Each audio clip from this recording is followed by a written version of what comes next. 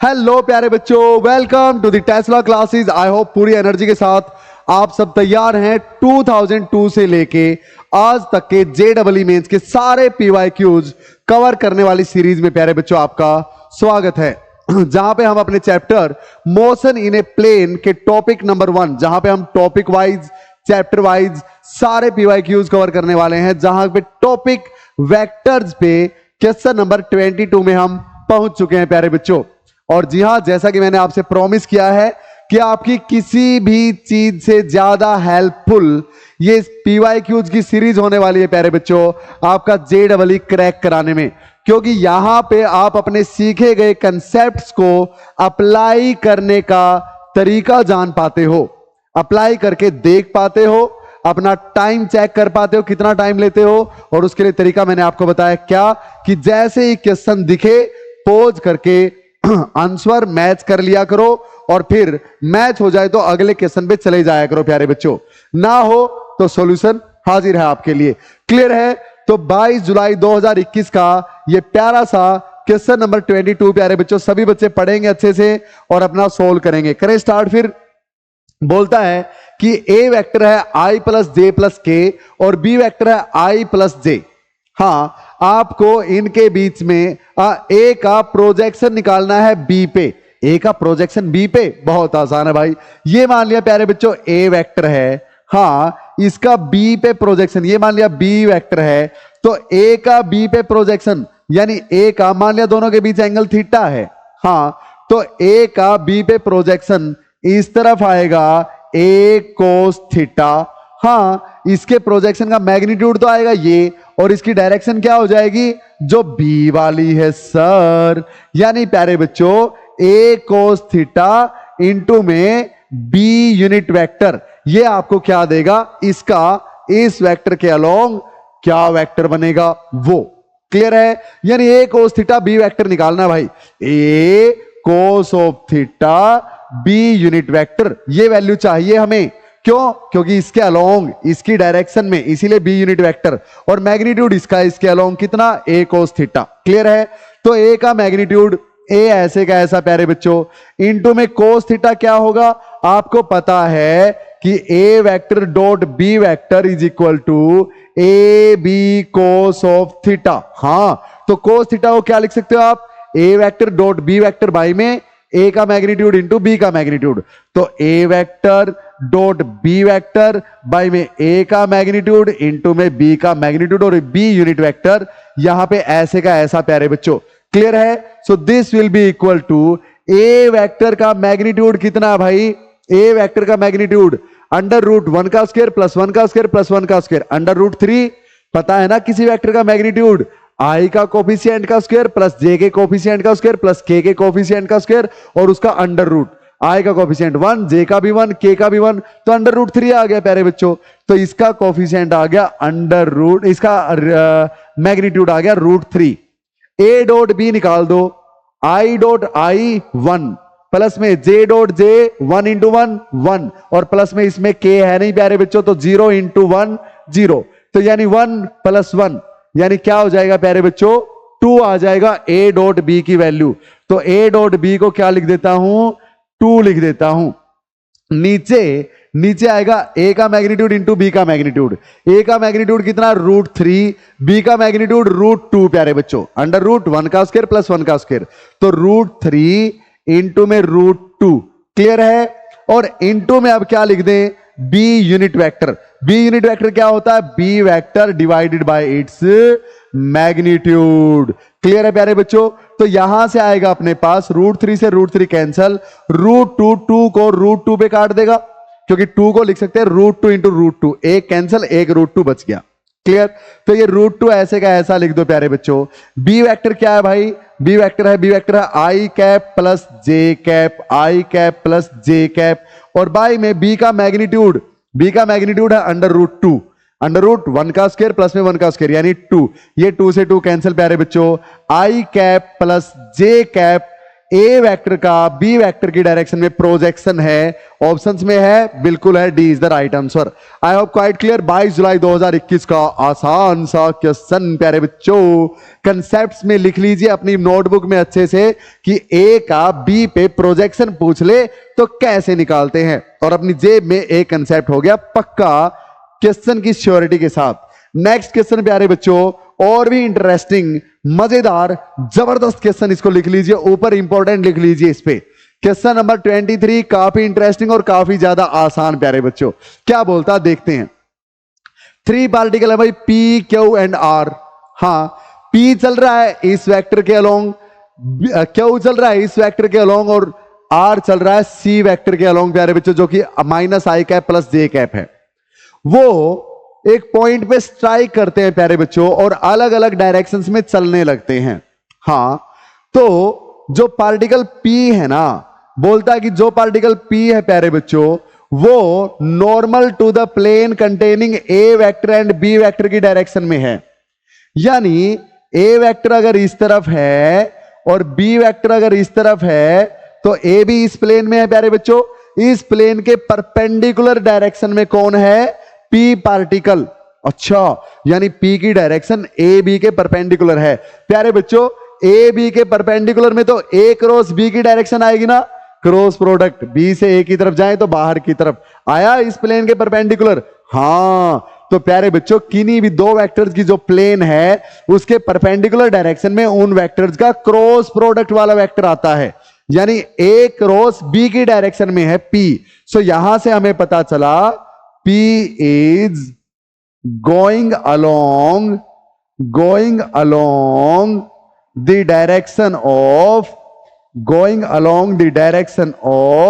A cross B प्यारे बच्चों, along the direction of A cross B, यानी A cross B करने से जो वेक्टर आएगा उसका यूनिट वेक्टर अगर निकाल लूं तो P की डायरेक्शन आ जाएगी। हाँ, इसी तरह बोलता है प्यारे बच्चों Q जो है ना, वो A और C को कंटेन करने वाली प्लेन के नॉर्मल यानी परपेंडिकुलर में है, तो यानी Q is going along the direction, जिस डायरेक्शन में A क्रॉस C है प्यारे बच्चों। हाँ, क्योंकि क्रॉस प्रोडक्ट का जो रिजल्टेंट वेक्टर आता है वो इन दोनों को कंटेन करने वाले प्लेन के नॉर्मल होता है, परपेंडिकुलर होता है प्यारे बच्चों। क्लियर है? अच्छा भाई, तो angle between the direction of P and Q निकालनी है ना, angle between the direction of P and Q, यानी P वेक्टर और Q वेक्टर जो भी है जहां भी बनेंगे उनके बीच में एंगल दे रखी प्यारे बच्चों कोस इनवर्स 1/√x। हमें इस x की वैल्यू निकालनी है, निकाल देते हैं यार, इसमें क्या है, बिल्कुल आसान। कैसे करेंगे सर, कैसे करेंगे? P और Q के बीच एंगल। हाँ, तो एक बात बताओ प्यारे बच्चों, P unit vector dot product Q unit vector के साथ कर दूं, P यूनिट वेक्टर का Q यूनिट वेक्टर के साथ डॉट प्रोडक्ट कर दूं, तो मेरे पास P यूनिट वेक्टर का मैग्नीट्यूड Q यूनिट वेक्टर का मैग्नीट्यूड कोस ऑफ थीटा आ जाएगा, है ना प्यारे बच्चों। हाँ, अब ये होता है 1, ये भी 1, यानी 1 × 1 कोस ऑफ थीटा आ जाएगा। यानी P unit vector dot Q unit vector किसके बराबर है? कोस थीटा के बराबर। तो मुझे यहां से ये दोनों चाहिए। अब प्यारे बच्चों P यूनिट वेक्टर यानी P वेक्टर की डायरेक्शन, P जिस तरफ जा रहा है वो डायरेक्शन कौन सी है? A क्रॉस B का यूनिट वेक्टर देगा P यूनिट वेक्टर। हाँ, तो A क्रॉस B निकाल लो, A vector cross B vector will be equal to, कैसे निकालते हैं? I J K प्यारे बच्चों। अब A वेक्टर क्या है? ये रहा 1 1, K तो है नहीं तो 0, 1 1 0। B वेक्टर J K यानी I तो है नहीं, J K। क्लियर है मेरी बात? तो इसमें कैसे करेंगे? I ऐसे, इंटू में I से ये कैंसिल 1 × 1, माइनस में 1 × 0, 1 बच गया, माइनस में J के नीचे वाला कैंसिल, ये वाला कैंसिल, 1 × 1 माइनस में 0, 1 बच गया, प्लस में K तो वैसे ही 0 हो जाना है। हाँ, K के नीचे गया, ये गया, तो 1 माइनस में 0, तो 1 बच गया प्यारे बच्चों। क्लियर? यानी ये बचा अपने पास I minus J plus K प्यारे बच्चों। तो ये P जिस तरफ जा रहा है ना उस डायरेक्शन में ये वेक्टर है प्यारे बच्चों, ये वेक्टर है। हाँ, तो अब हम अगर इसका यूनिट वेक्टर निकाल लें तो P के यूनिट वेक्टर के बराबर होगा, क्योंकि इसकी जो डायरेक्शन है ना उसी डायरेक्शन में A क्रॉस B ये आया है प्यारे बच्चों, तो इसकी जो डायरेक्शन है ना वही डायरेक्शन P यूनिट वेक्टर की है, P की वही डायरेक्शन है। तो इसकी डायरेक्शन क्या है, इसका यूनिट वेक्टर निकालो तो वही क्या होगा, P यूनिट वेक्टर। समझ में आई मेरी बात? तो A क्रॉस B वेक्टर जो आया है इसका यूनिट वेक्टर, हाँ, यानी this vector divided by its magnitude, तो वो आएगा प्यारे बच्चों I माइनस में J प्लस में K डिवाइडेड बाय इट्स का मैग्नीट्यूड कितना, अंडर रूट 1 का स्क्वायर प्लस 1 का स्क्वायर प्लस 1 का स्क्वायर 3। समझ में आई प्यारे बच्चों? P यूनिट वेक्टर आ गया अपने पास। इसी तरह Q यूनिट वेक्टर निकाल लेते हैं, तो Q यूनिट वेक्टर किसकी डायरेक्शन में है, A क्रॉस C की डायरेक्शन में। हाँ, तो हमें यहां पे क्या निकालना पड़ेगा, अब A क्रॉस C निकाल के दिखा दूं, क्या ये क्लियर है? हाँ, अब A क्रॉस C कर देते हैं प्यारे बच्चों, A क्रॉस C कर देते हैं यहां पे, A cross C will be equal to, A के तो कोफिशिएंट्स ये लिख रखे हैं 1 1 0 1 1 0, C के -1 1 और K तो है नहीं, तो -1 1 और K तो है नहीं, it will be equal to I into में ये कैंसल 1 0 माइनस में 0 0 माइनस में J कैप, J के नीचे वाला गया ये वाला गया, तो 0 माइनस 0 0 प्लस में K कैप प्यारे बच्चों, K के नीचे वाला साइड वाला cancel, 1 into 1 minus minus plus, 1 minus में -1, तो यानी 2 बन गया प्यारे बच्चों। Quite clear? तो ये अपने पास बचा 2K cap A cross C।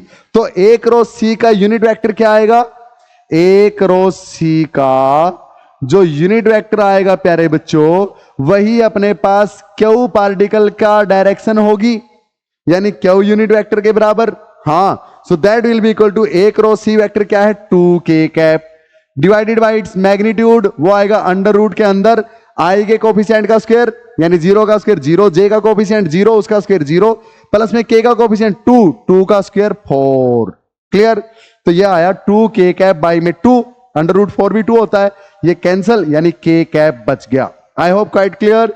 तो यहां पे अब पुट कर दो वैल्यू, यहां पे पुट कर दो प्यारे बच्चों, P unit vector dot Q unit vector, यानी इसका इसके साथ डॉट प्रोडक्ट कर दो, that is equal to cos theta. यहां लिख दूं, तो यहां पे लिख दूं अगर, तो P यूनिट वेक्टर कितना, I cap minus J cap plus में K कैप और सबके नीचे √3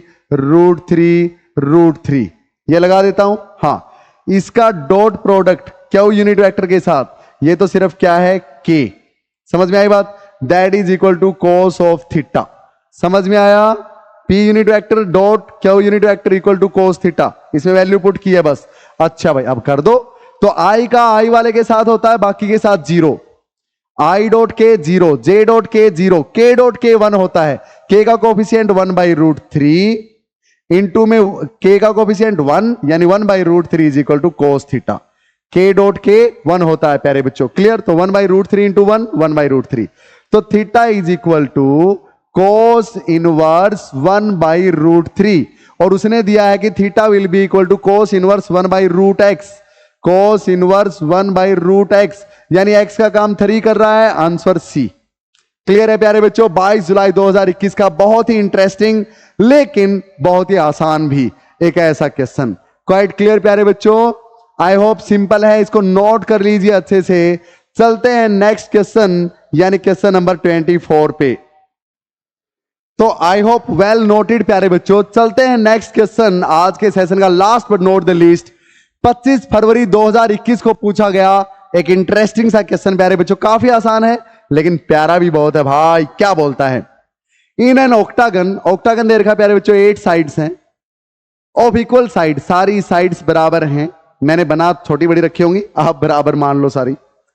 what is the sum of A B plus B A C? हाँ, बोलता है A B plus A C plus A D plus A E plus A F plus A G plus A H, इसका sum निकालना है। अगर ए ओ की value ये है प्यारे बच्चों, ऑप्शंस दे रखे हैं भाई, ये निकालना है। तो यानी ए ओ जो गिवन है वो हमें यूज करना है प्यारे बच्चों।